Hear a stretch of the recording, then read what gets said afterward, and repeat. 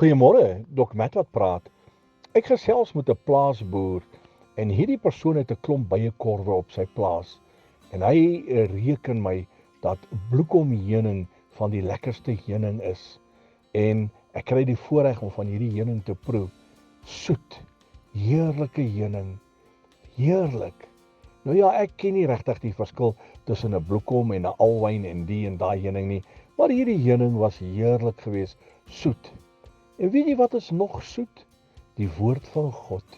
As jy 'n bietjie tyd in die woord van God spandeer, gaan jy uitvind hoe soet die woord van God regtig waar is. Daar kom soetheid tevoorskyn. Daar kom herlewing deur. Daar kom genesing, daar kom onderneming in jou omstandighede, in jou probleme. Daar's 'n soetigheid in die woord van die Here. So ek wil u bemoedig, spandeer 'n bietjie tyd in die soet woord van God, die onfeilbare woord van God, die woord wat skerper is as enige tweesnydende swaard. Spandeer 'n bietjie tyd daarin en u sal uitvind dat u gaan heuning uithaal, 'n soetigheid vir u om u bitter situasie soet te maak. Herlewingsgroete.